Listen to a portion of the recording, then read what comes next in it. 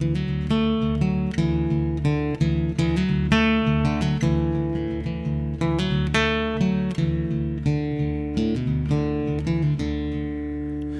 is The Storied Outdoors, a podcast somewhere between Lewis and Tolkien and Lewis and Clark, finding clarity in the stories we tell and the adventures that shape us.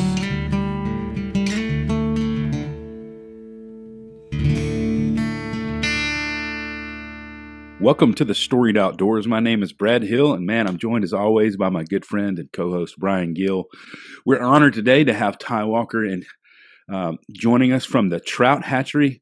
Ty and his family, I love this. I was reading on their website, and I just wanted to use what you guys put on your website. Wholeheartedly pursue the Lord in his ways, in stewarding our land well with compassion and wisdom, and earnestly seeking to love on and teach others about living a life connected to God and his creation, the way we're always intended to. Man, I love that.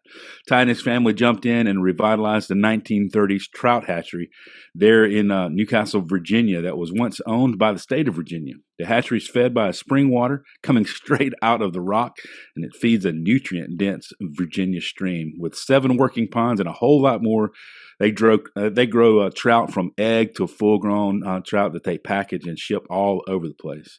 He says our desire at Smoke In Chimneys is to figuratively put smoke back into the chimneys, or in other words, bring life back into the land physically and spiritually. That's just a small glimpse at all the things going on at the hatchery, but sufficient sort of to get us started. I was introduced to you guys through Instagram. I think I probably fall into the bracket of people that you guys market to because I love fly fishing and trout and all of that stuff. And here it is. It shows up in my feed, promoted, and I was like, oh, that looks interesting. And so I checked it out. And man, after going through you guys' website, I was just intrigued at what you guys are doing and how you're doing it and why you're doing it. And so you and I started talking a little bit about you coming on the podcast. And then soon after, our friends that we've been on their show before, the Dads on the Fly, had you on. I didn't know they were having you on when we were talking, but I was excited to see you talking to those guys and glad that you were there. And man, we're glad that you're here. And after reading all that, you seem like our kind of people. And so, Ty, man, welcome to the Storied Outdoors, buddy. Hey, thanks so much for having me. I'm really looking forward to talking today. Hi, can you tell us a little bit about your upbringing and where this desire to homestead and revitalize something like a trout hatchery comes from? Yeah, so I grew up in Southwest Virginia on a 300-acre kind of cow-calf operation. Spent a lot of time outside, dirt bikes, paintball, the whole gig, one of my earliest memories, like Sunday after church, my dad would like take us down to the creek, and we called it creeking, just like looking for lizards and crawdads. And I don't know, I have 3 kids, so it's been amazing to like kind of recreate that experience like with them. But yeah, man, grew up on a farm, and I think largely though, I just kind of took a lot of it for granted. I mean, because once I graduated college, like I don't know, man. I wanted to like go to the city, So anyway, I could get into that more. But yeah, man, grew up just on the land. That's awesome. So if you were in South Alabama where Brad and I grew up, we'd probably call it cricking. Okay, nice. I like that. Oh man, I think a crick has got to have a tire in it. Yeah. It's just a creek if it doesn't have a tire. It's a crick if it's got a tire somewhere. That's so true. I love that. Man, Ty, what's one of your earliest memories of feeling a real connection to the outdoors, to be? Yeah. Definitely I go back to like the creeking thing. We would start downstream and kind of work our way up, and like there's never the same turn. There's never the same rock. And just that sort of idea of that, like it's unending, like the thing just goes on up forever, and it's just kind of endless sort of exploration. And even now when like I'm wade fishing, like, man, I always want to keep walking up, and Dad's like, man, I'm done. I'm like, just the idea, that next bend, that next fish, that I don't know, and I think it's really there's so many similarities between like that and just like our relationship with God. It's he's always there's always more, and he's always drawing us, and anyway, I could go on about that, but yeah, man, just yeah. I think that makes me think about. I think it's Lewis's "Surprised by Joy" book, where I think he was surprised by as smart as he was and all the knowledge that Lewis had. When he got in relationship with God, there was always more. There's always another bend with God. There was always Yeah. more to know, and that was really a joy in that he found in God, in Christ. Is there's like he's infinite, and so there's just like a river, like he just like keeps going. Like there's another thing around the bend. There's more to know about who God Yeah, is. for Man, I sure, love that. man. Love that. Yeah, you've been on. Brad mentioned it earlier. You've been on other podcasts and talked at length about the hatchery and how it works and the minutia of the process and all that. And I would actually encourage our listeners to go and check out those episodes of when Ty's been on. But we want to shift that angle a little bit and ask you a question about kind of the more on the spiritual side of things, the faith side. How have you seen God's truth, beauty, and goodness in the process of raising trout? Man, that's a big question to unpack there. It's interesting. I think of that verse. Well, let me back up. So a wild fish in a stream, right? That fish is not swimming all upstream, downstream, frantically looking for food, does it? No. Mm, They may sit in one run and they're trusting that the wholeness of that ecosystem is enough to provide for the needs of that one fish, mm, right? Yes. Um, what was Jesus' prayer, man? Give us this day our daily bread. He didn't pray for monthly bread, mm. weekly bread, didn't pray for a truckload of bread, but I think just in our sort of American mindset, man, we want that, you know, we want 3 years worth of savings in our bank account, or we want all this back stock. But you look at creation, man, look at a deer, look at a wild trout, man. They're lean, mean, healthy, but they got no baggage. They're in their lane, allowing God and his order to feed that fish. Mm. Am I making sense here? I'm not trying to get too esoteric, but me and then running this business, I mean, a lot of times, man, I'm here or there. I feel like I got to do that because this is my only income, this Mhm. trout hatchery. So a lot of times, I mean, I get that like frantic type feeling, and man, I think about like the trout, man. I'm like, it says, God will supply all my needs according to his riches and glory in Christ Jesus. So that's one of my like, I mean, this morning, man, I have to tell myself that verse regularly, because if that verse doesn't become my reality, then I start to get, I mean, what if you saw a wild fish swimming all up and down you'd be like, dude, something is wrong, right? Something's wrong. But like, and I know for me, like there's been seasons I've lived my life like that and it doesn't produce fruit or a healthy environment for me or my family. So I think that would be an example of seeing God's order in just what he's created. Man, I love that. I think about the verse that talks about, consider the lilies. They don't Yeah. toil, but they're clothed in more splendor than Solomon, and it's just Mhm. this idea of God's provision in the order of created things that he has. That's really good. I mean, I think about how often I find myself in a trap of this busyness and just the desire for simplicity. Yeah. Mm, Yeah, that's so good. So the hatchery is like I love it is fed by is an artesian well. Is that right? Am I Yeah, saying that right? man. Yeah. I mean, it's coming up out of the rock, man. It's crazy. That's incredible. Ice cold, and so you got this current. I love in the one of the videos it shows you like turning on that valve and that water just starting to bubble. And so you got this current pushing through like where you are because the trout need that they like that current, right? So Right. there's that water movement. And that's something I've always loved about one of my favorite things about trout in particular. I like fishing of all kinds. I live on the Gulf Coast where we saltwater fish and there's freshwater fish.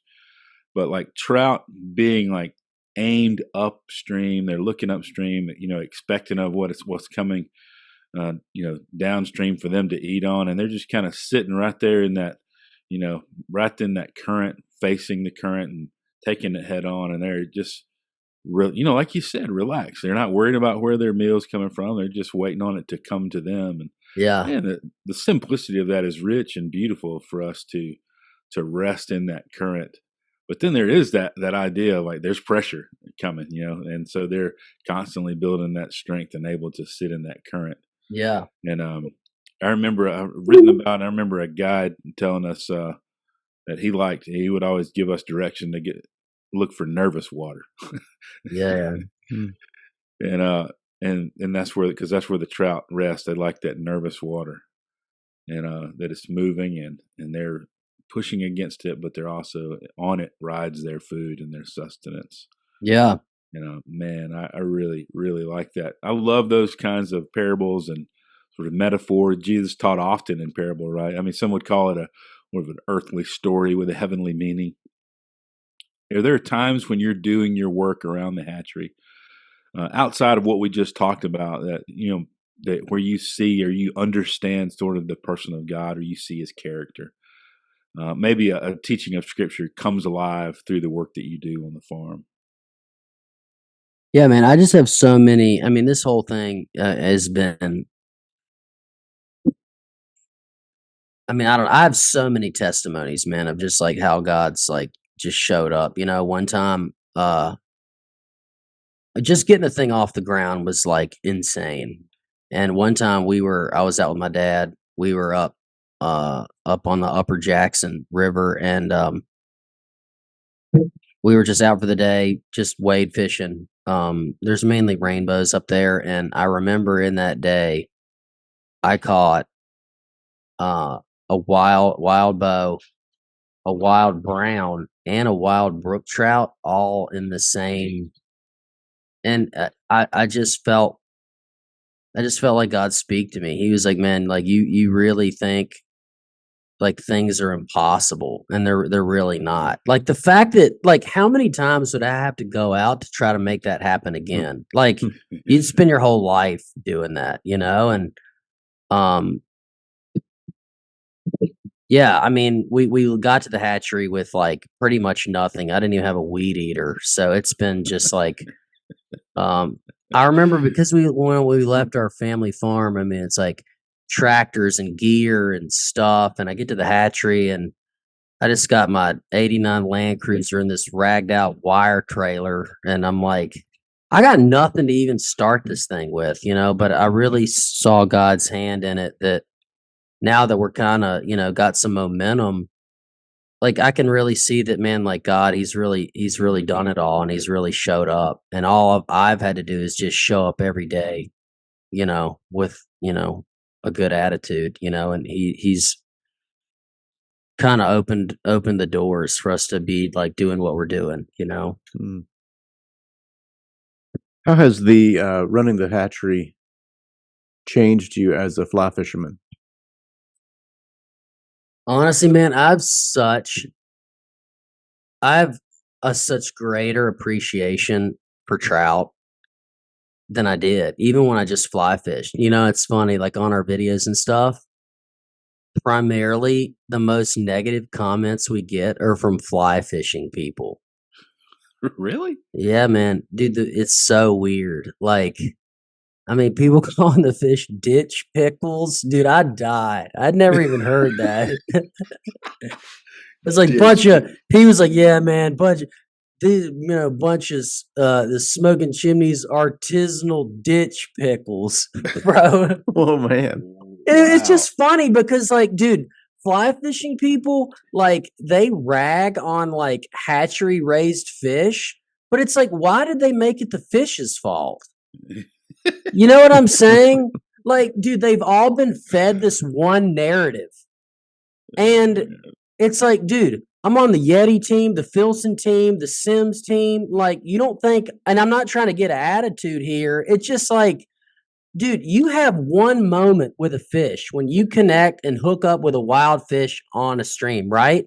Mm. I'm seeing these fish every day for sometimes 2 and 3 years. I mean, raising brown trout from an egg, hatching them, and then they're 2.5 pounds.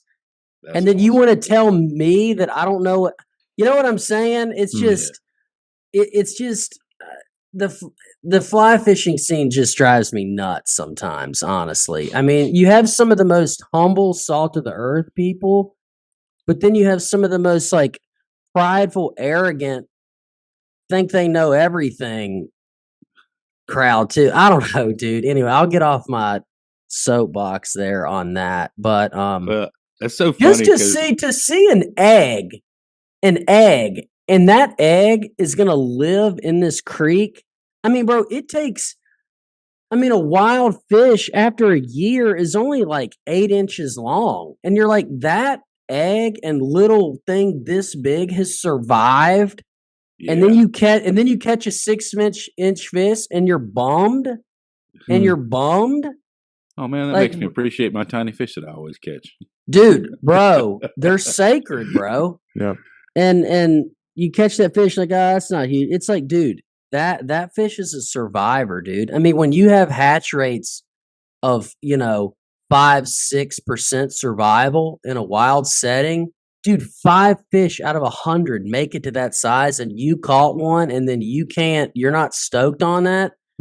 I mean, you're all out of That's whack, dude. fascinating. Because I'm sure there's a struggle at the hatchery. Like, I mean, you're in a protected environment, and they're hard to raise there, right? I mean, yeah. I mean, even like, I mean, dude, even yesterday, bro, we're sitting there trying to do something, and the guy that's helped me, Zach,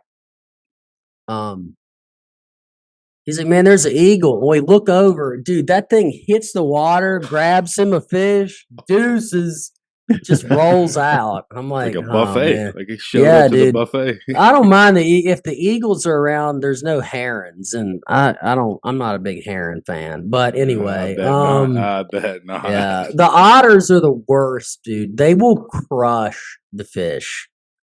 We trap during the winter, and then yeah, I've got dogs too. But yeah, man, I mean, The sneaky little otter coming in feasting. dude, they will wreck the fish. That's incredible. I mean, I really appreciate that. I've never really considered, And I'm not trying to considered tell this, everybody what to do or what to think. I'm just trying to give a little perspective perspective. Yeah. That's helpful for me. It makes me certainly appreciate my little bitty fish that I'm holding closer to the camera. So Yeah. My fish would be a lot bigger if my arms were longer. That's Yeah, right. I know. Oh man. Yeah, those when I went through some of the videos and I saw, I mean, I want to compliment like whoever is taking the photos, and just the overall look of the things that you guys do is incredible. And I know that's difficult to do. So somebody knows what they're doing, because everything looks beautiful. I don't know who that is, but some of those pictures of the little eggs and just how tiny and fragile they are astounding. And but certainly, like, them surviving is, I think, a testament to one, to the Creator, to God's creative order and how things survive and make it. It is a miracle, and it really causes awe. I mean, for me to see anytime I get the privilege to pull a trout out of the water, be it whatever it may be, a brown trout or a rainbow or the only 3 that I've ever caught are the brook trout, brown trout, and rainbow trout. I've never been able to travel to encounter any other kinds of trout, but other than a sea trout down here. But to see, like, especially like a brook trout, the amount of color in a little brookie is, dude, it's insane. They're so beautiful, and I just find myself going, man, if this was created, there's got to be a creator because this is magnificent, Yeah. and just find myself, worshiping and going, man, praise the Lord for this little guy. Yeah, for sure. I think about, you hike up into the the upper streams way up in the Smokies, and you catch a fish, and it's like the water, like, I don't even know how they got up there, and it's just like, how do you, it's crazy because we had to climb, we're climbing to where we're going, and like these fish are up above us, and it's crazy to see those wild fish up there and just know that, they're, like you were saying, they're staying in that, a lot of times they'll stay in that one part of the stream and just feast, and and they're not growing huge because the water's not very deep up there, but it's just it's beautiful to see all that. Yeah. Do you find yourself wanting to be around anything but fish sometimes, though? like not wanting to go fishing? Does it dull your desire to go fishing? Dude, I texted my dad like 10 minutes ago, and I was like, "Hey, dude, are we still fishing on Friday?" Like, we're yeah, the walleye are running up near here. So, man, I love it, dude. I love the hatchery fish. I love wild fish. I guess the answer's no, man. I mean, I think the it's not so much the fish. It's just like I live there at the hatchery. So sometimes you're like, dude, like your work and your life becomes so like commingled, It's like I'm trying to like take a break, and then I look outside and I'm like, oh, I should probably go, pick that up and do this, and you know what I'm saying? So just trying to have some of that, not even so much separation, just trying to like build my life and my family and my work kind of all into this sort of balanced thing, because to be honest, I can't separate my life and like my work. I live there. It's like my whole thing, So and I can't leave because I live there, So I've had to, like, how can I mean, obviously, set some time aside to like be with my kids and stuff, but then how can I involve like my kids in kind of the day-to-day thing, because that separation is, it's not, The work-life balance ain't happening when you live where you work. It's pretty tough. yeah. What are some of those ways that you do try to incorporate, your family and your kids into the work that you're doing? What does that look like? So I have a 6-year-old, a 4-year-old, and then a 1-year-old. So it's girl, boy, girl. So Eve and Grattan, the two older ones, man, they come out and feed with me. Grattan comes down to the building sometimes while we're processing.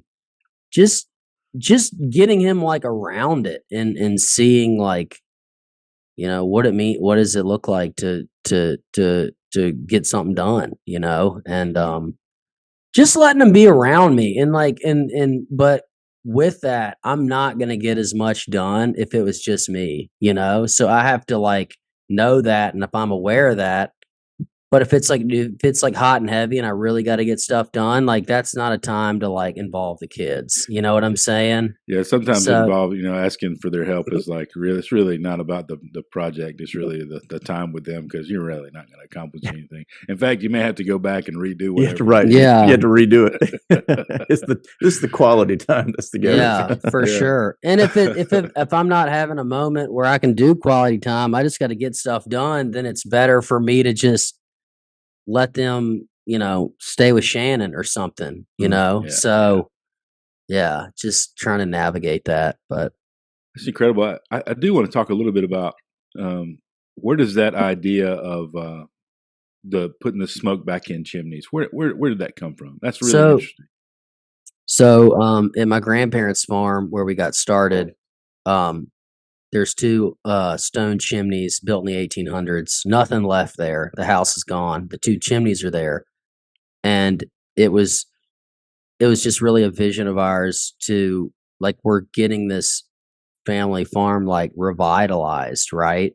Mm. And but the chimneys are just standing there. Like, there's no fire in the chimneys, you Mm. know, and just that idea of like revitalizing like the old thing, you know, like making it new. And also, you know, I was on staff at the House of Prayer in Pasadena, California for some years, and just like the idea of like the fire on the altar, you know, worship and prayer um is a big deal to us. And yeah, man, just that kind of the synergy of the two, of the physical and the spiritual, you know. So we really, yeah. Sometimes people have trouble with the name. They're like, like smoking shit. Like, you know, you take some like 5 times to get it right, but it's fine, man. You know. I like the creativity of it. I was fascinated by that idea of like bringing life back into something, especially like you guys have revitalized something and taken something that was already there but not really working anymore, and brought it back to life. And man, what a picture of what Christ does in us. Even that Yeah, process of coming to the hatchery and something, making things new, right? yeah. We've said it I don't know how many times, in conversations on this podcast, but he says, "Behold, I'm making all things new, not all new things." Hmm. And so to see that sort of lived out by you guys in that trout hatchery, because it is beautiful. It's a stunning place and looks like an incredibly peaceful and beautiful place. And so to bring life back into a place like that's pretty inspiring and encouraging. Yeah. What part of, you have a piece on your website that's um, a button you can click on that's prayer. Um, what is it about including that in your work that's important to you guys? There's a couple things. I think one, just like personally, like, you know, and I've shared this before, like, but like during my time in college, I had like major like depression issues, suicidal thoughts. I just mentally, I was just, I mean, I was just going off the rails, you know, and I just had a moment where I was like, God, if you're real, you've got to like counter me and like bring me out of the pit, you know, and, you know, it wasn't overnight, but slowly, like all that, just my whole mental whatever I was in, like it left, you know, and from then on, it's like just the practice of spending time talking to God, letting Him speak to you, was just, it wasn't even something honestly I really like wanted to do, but it was something I had to do to to just keep stay sane, honestly, man, you know. And then over time it's developed into something really, really amazing. And I think too, man, just like the practice, you know, it's like I think, you know, I'm really intrigued by like the monastic communities, you know, like the Desert Fathers, Mothers, you know, the Moravians, you know, just making prayer like a practice. We we do like evening Tuesday, Wednesday, Thursday evening prayer, like just as a family, like at this little our like where we have our Airbnb, and it's just been cool, man. And um yeah, it's just like part of who we are, you know. And some people may read the site or whatever and be turned off or turned on. I don't know. I don't really care. But yeah, man, we're just trying to be transparent, honest, like on just who we are and what we're doing. And, you know, we're not perfect. But yeah, this is kind of the journey we're on. Hmm. I love that, man. I love that you're able to kind of put that out there because people, you never know, man. People may be going through the same thing that you were going through in college and just reach out. That's Yeah. cool. You talked about your family and being a young family. Yeah, I have young kids. Mine are 9 and 7. Brad's are a little bit ahead of us.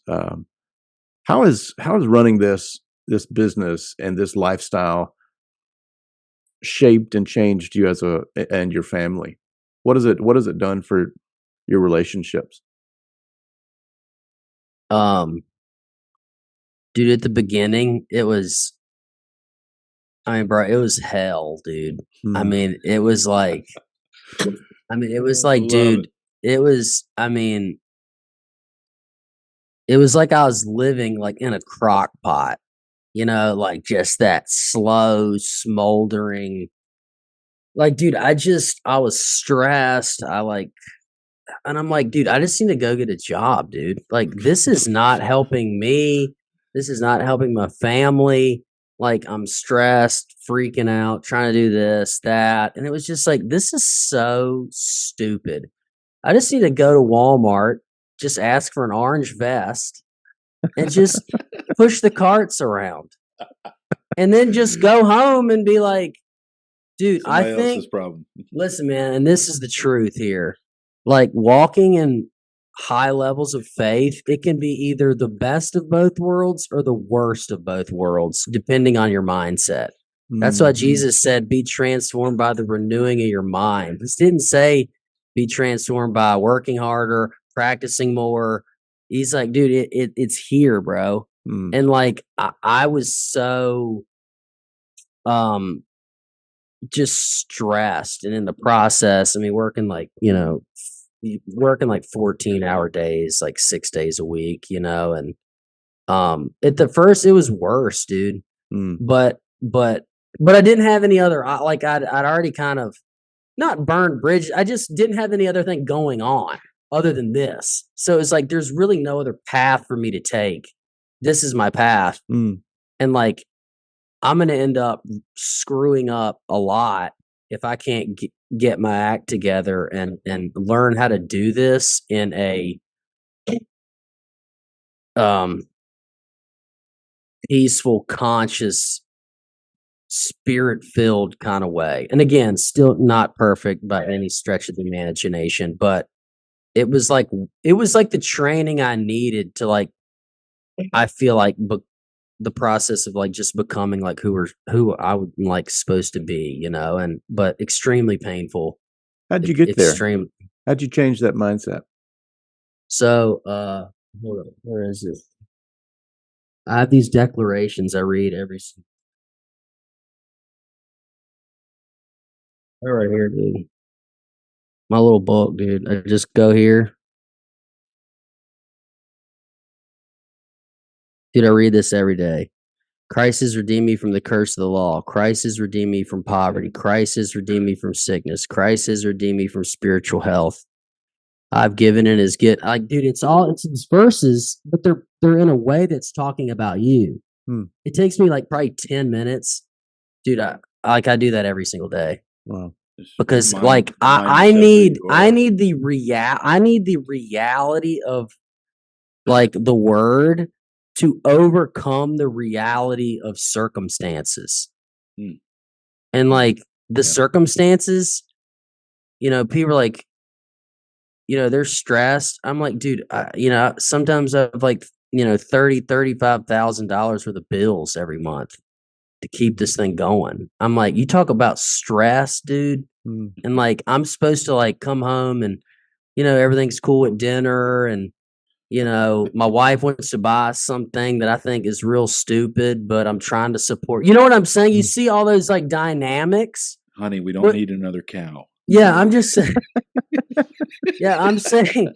Yeah, but it's like, dude, the reality of situations and circumstances is great for me, at least. For me, they are.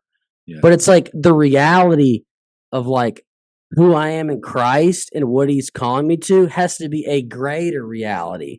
But I can't experience that greater reality unless I'm engaging with that. It's like we lost all those fish last year. I mean, dude, that was a disaster, and like I had to go up on what happened there? What happened there? I just had a bunch of pipes move. We had a low water type situation. It was it's a whole nother thing, but like lost probably like 20,000 fish, like 6 months of stock. Yeah, dude, but dude, it was a bloodbath. And even this year, like I had to go up on my price like in January just because, like, I mean, these trout it takes a lot to raise them. And dude, I lost some accounts, and that was hard. And I'm just like, oh my gosh, God help me, but I'm saying, but it goes back to, am I going to be like, dude, if you're victim to any circumstance, you're victim to every circumstance. I really believe that. And, I'm not saying that we have to be like impenetrable. I'm just saying like the heavenly reality has got to overcome situational realities, because if not, then I'm stressed trying to just me manage it all. And then it's just like, dude, I literally just need to go work for somebody. Clock in, clock out. Don't think about like that would be better.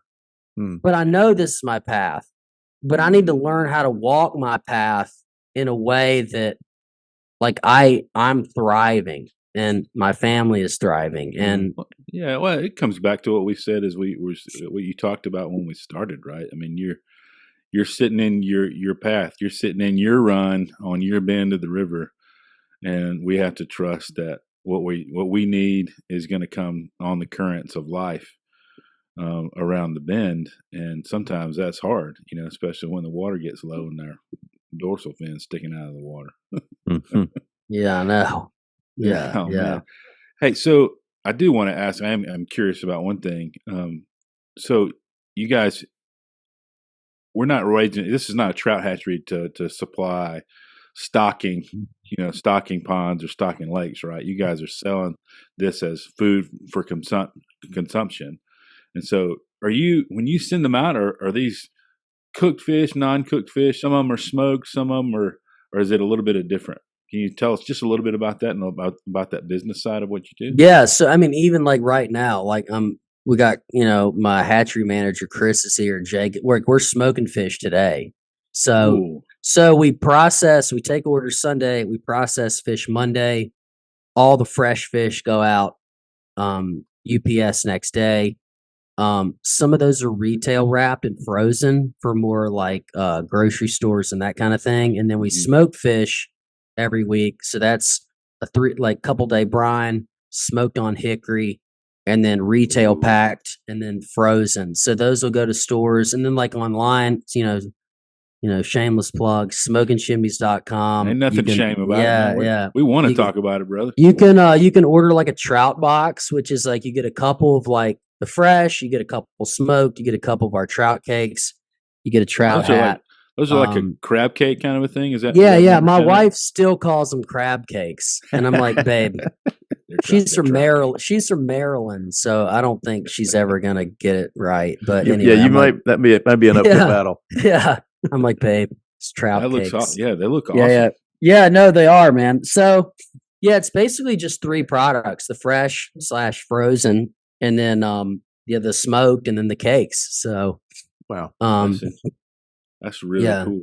What was that? I mean, was that process something that you had to learn, or is that something that you already knew a little bit about when it comes to like smoking fish? I mean, that's something I've never done. I mean, I would have to. No, man. I mean, looking that up, Well, so, I mean, smoking like a fish or two, and then like, I mean, we're smoking like 90, 100 at a time, and like keeping the consistency right, and like we're using like a Lang 84. I mean, stick burning, real fire, real smoker. It's not one of these like click a bunch of buttons and pellets, and I mean that's just not me. It's fine. I'm just saying. This is like kind of a labor intensive thing. You're feeding the fire. No, man, it definitely took some time to get it dialed in. Yeah. I bet, man. That's really dude. Cool, our first round we did. So you got to grease like the trays, right? So the skin doesn't stick. We didn't know that. First round, I'm so stoked. Just got this new smoker. Put 90 fish on there. I'm like, man, they're looking great, man. We go to pull them off. Dude, skin sticking. So we had 90 torn apart trout. Dude, I was not happy, dude. Were you able to salvage that for the trout cakes? Yeah, we used it for the cakes. But, I mean, that's been the story of this. If I could say one theme from this whole thing has been take a messy action, pivot. Another messy action, pivot again. Like, because everything you're doing it's never going to be right. Maybe sometimes not even half right.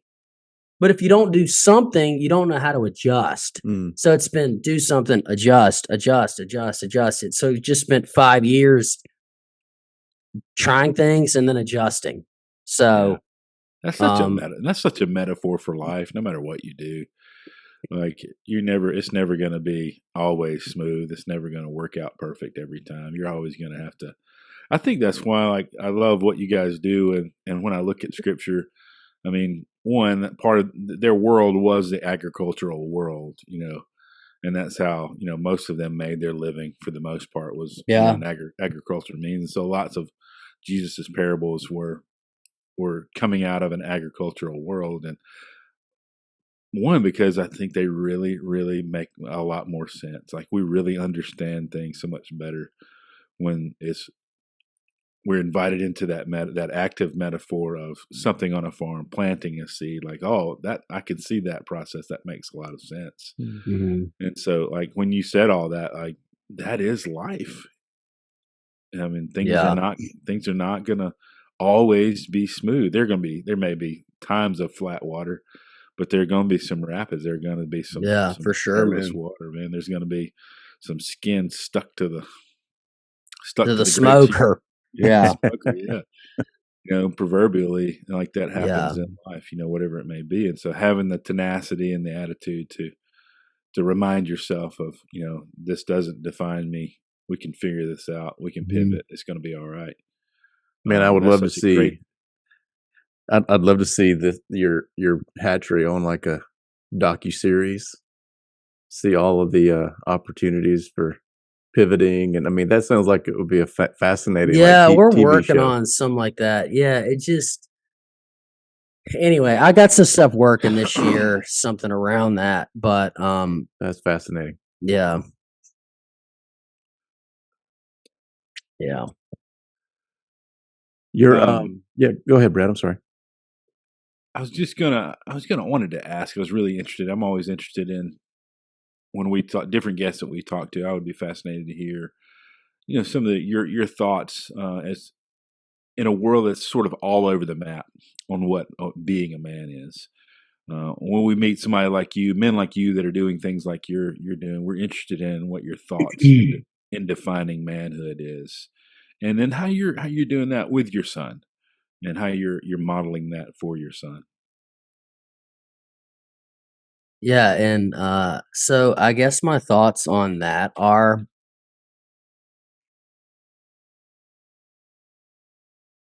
a man is primarily a giver.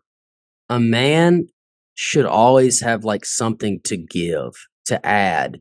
A boy is primarily a receiver. You know what I'm saying? You're still Mhm. both male, but like my son, he's 4. He's a guy just like me, but he's primarily receiving. And me as a man, I'm primarily giving. I Mm. think we get it screwed up. Like a man should not be primarily receiving, dude. He should be primarily giving. Like Hmm. it's like that's how we're wired. And like if you look at the life of Jesus, he was giving, man.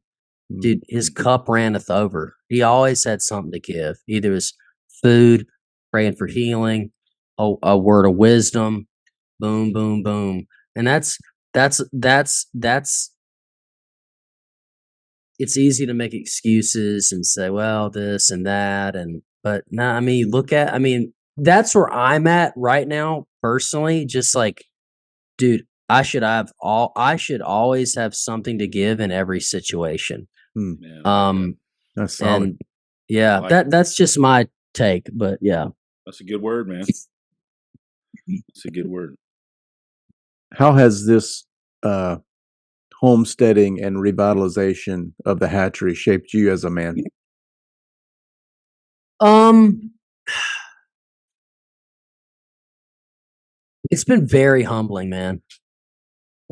Very humbling. I mean, pretty much. And I think even like from other guys, it's like, oh, cool, like you're raising trout, like that's cute. I'm working at XYZ business and I do blah blah blah blah blah and that's cool, man. And I think for me it's been I've had to deal with just some of my own like insecurity, like um Yeah, I mean, people think like, oh, it's just some trout in the pond. You know, it's.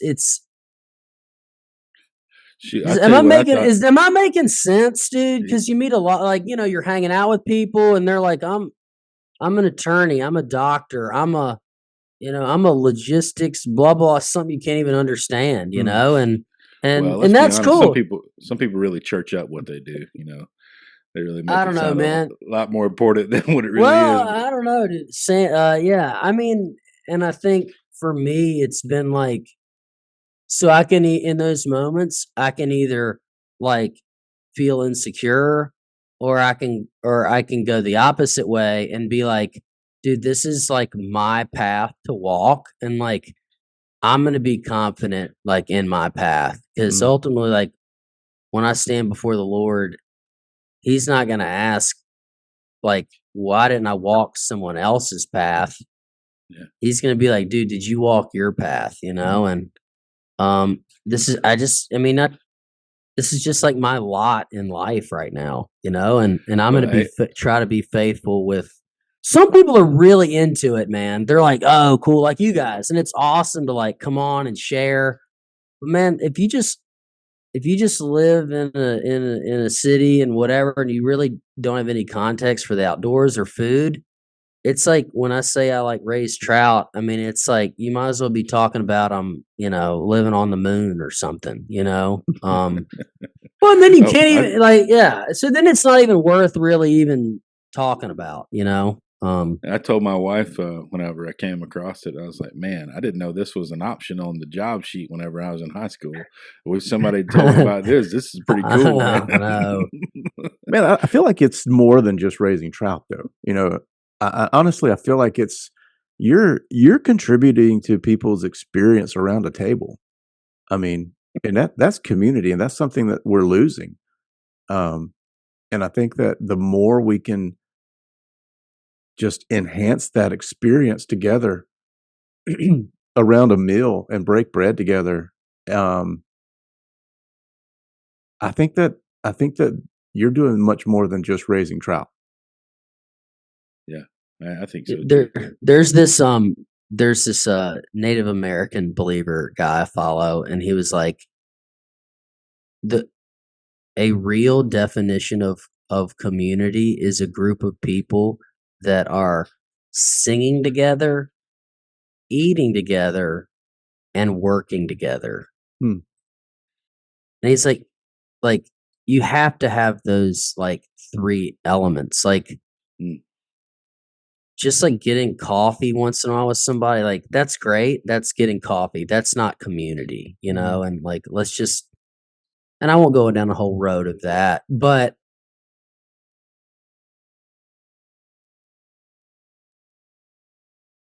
food is just such a man, it's just such a it's like, dude, why did God make us like that? Do we need to eat all the time? You know what Mm. I'm saying? It's like, Mhm. oh, I don't know. Maybe he was trying to make it a point that we would be with other people a lot Mhm. during the Mm. day, because that's what we need. Yeah. So it's not a hindrance. It's like his mercy to try to put us in the environments that we were supposed to be in. And so no, man, that's cool. You've observed. I mean, that's like something I like carry in my heart, but that's cool that you observe that Yeah. just on the outside looking in. No, that's awesome. It's important. What you're doing, I feel like, is it's not just important for ecosystems and all other things, but it's also important for community building. And you're right. I mean, when Jesus, there was a Last Supper, and he talked about remember me whenever you do this. And you know, I think it does include the elements of that supper, but also I think it's the gathering that he also wants us to remember him in too. For sure.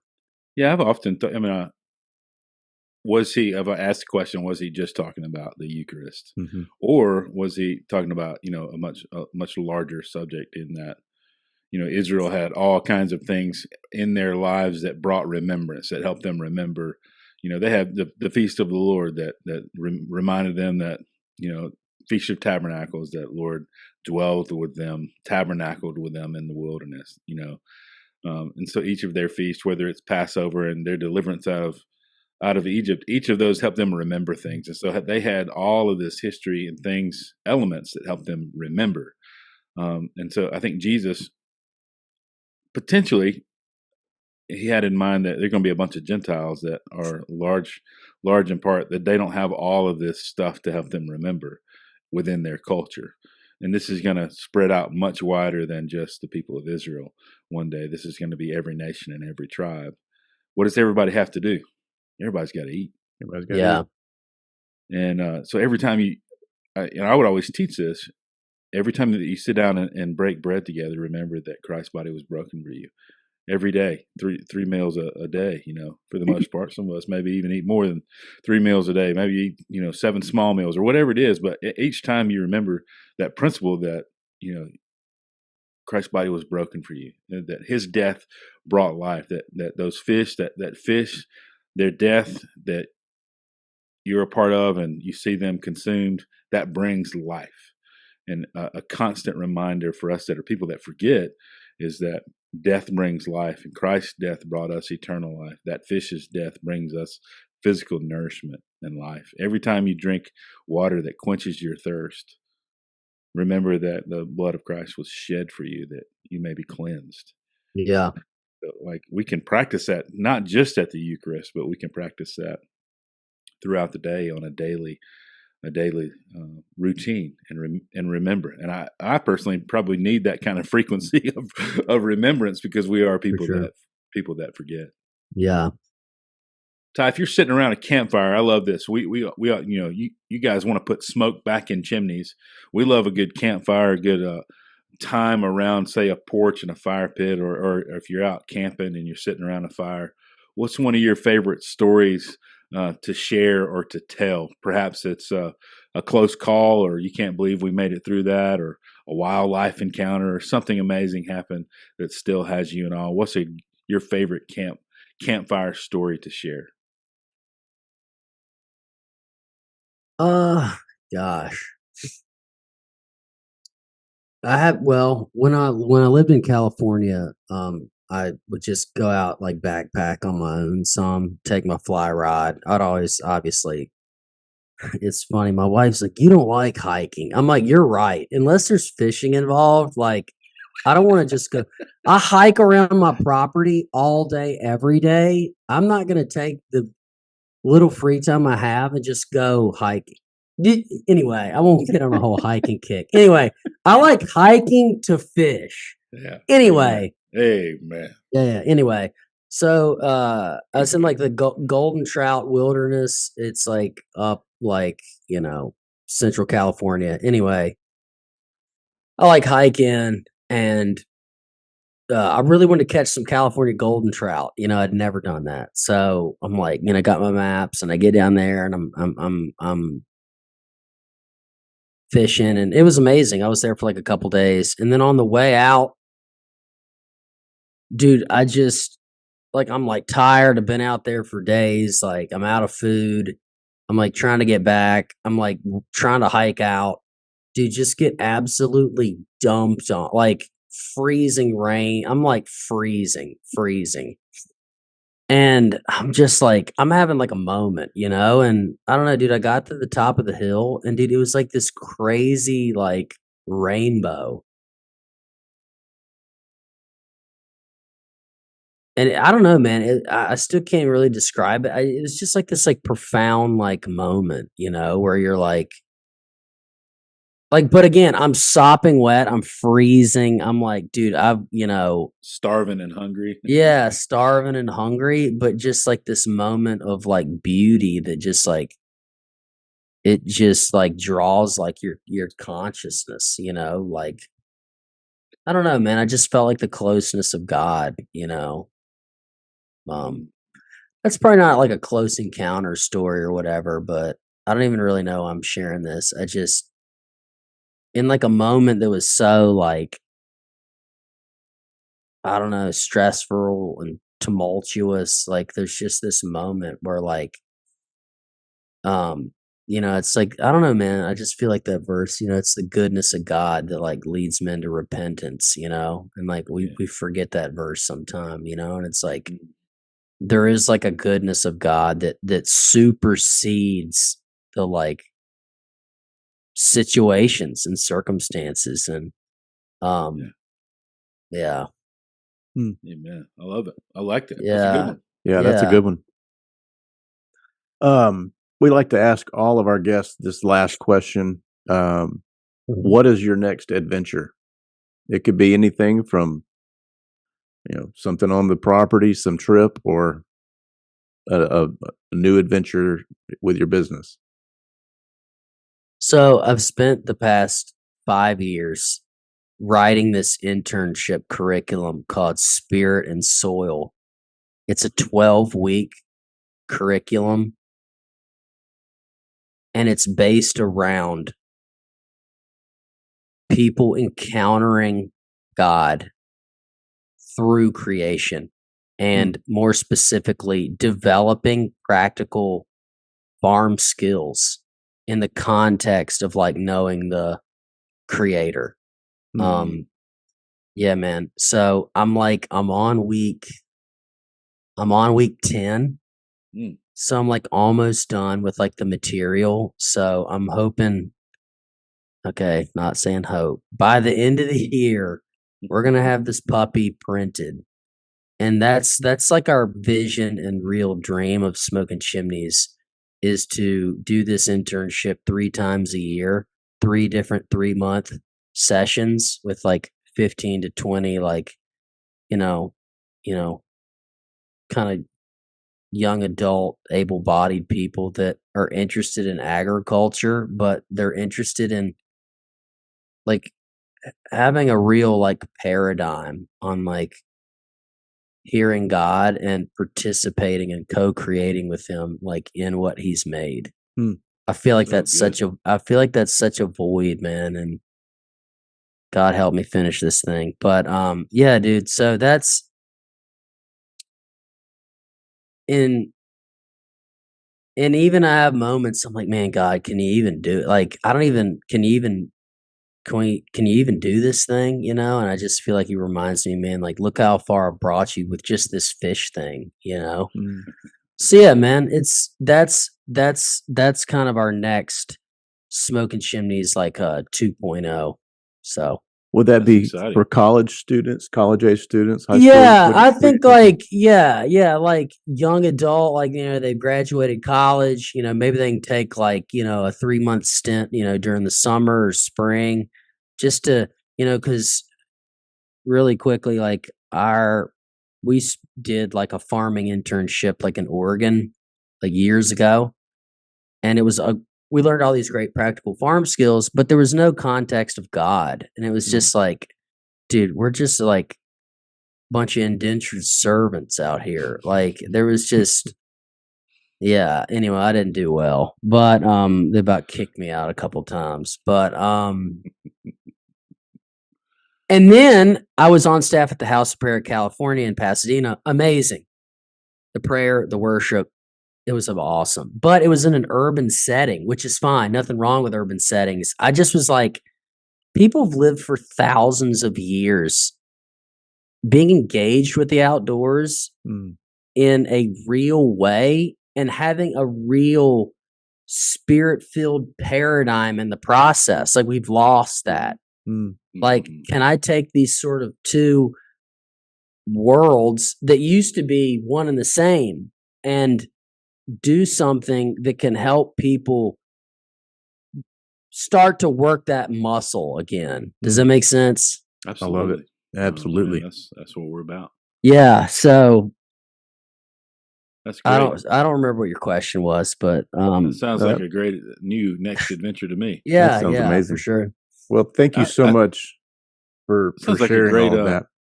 Sounds like a great like gap year kind of a thing, Yeah, that's kind of what I was thinking. Not really sure what I want to do, but that seems really interesting, and go do that. For the 3 months. But yeah, we have like a page like on our thing. We're like, I'm gonna end up paying for it either way, but I just felt like to have an opportunity for people if they want to like contribute to help with like, because I've hired like an editor and like a graphic designer and like putting it all together. So, it's cool. We got a donation last week from a guy that I don't even know. He's in Tennessee, and he just is like, dude, I really resonate with your vision and mission. And yeah, man, I just wanted to, contribute some. So things like that are really encouraging that, we're on the right track. That's great. Very cool. Well, Ty, it's been a great conversation. I hope, gosh, there's a lot of great stuff in there. And I really love the sort of the theme of, maybe you're, for you even now as you're writing that curriculum, man, maybe the rain's pouring and the water's cold and the hill is steep, but hopefully soon you'll get to the crest of that hill. Yeah, dude. There's that rainbow showing you the goodness of God and reminding yourself of His goodness and His provision. And just like you live out in your life at the hatchery, seeing continually God's provision and God's goodness through the land, through the trout. And man, every time you pull one out, may your joy increase every time you pull one of those fish out and you look at it and think, man, this is part of God's creation, and you're a part of it, man. And what you do is really cool. I really think it's cool, and an admirable and honorable trade, and man, a great legacy, I think, for your kids to one day. That's something that I didn't, I certainly didn't follow my dad's footsteps and go work at the old paper mill where I grew up, but having a legacy like that is something that'd be really cool to follow in the footsteps, man. That's exciting. And man, I really appreciate your heart, and we're thankful for you coming on and sharing your heart and what God's been doing in your life through the hatchery and through the work there. And I hope maybe there's somebody listening that, that wants to go and be a part of an internship like that, or wants to contribute, or maybe they just want to. I hope everybody buys a trout box and gets some there fish you go. Yeah, man. And enjoy some of those trout cakes, not crab cakes. And man, we feast together. Maybe one day we'll come visit. I love. Please. Also, you guys have an Airbnb, which is stunning. Come stay. You have people that come stay there. So man, if you're looking for a beautiful place to go and retreat, man, we'll have all those links and all that information on our show notes and on our website for people to connect with you and the work you're doing at the hatchery. There's so much more we could have talked about. I mean, it's not just trout. You guys have raw milk and a garden, and you have a whole ecosystem and farm going there that's really amazing. So go listen to those podcasts where you talk more about those things. And thanks for listening to this episode, and we hope it encourages you and challenges you to write your own stories and share your own adventures in the place we love to call the storied outdoors.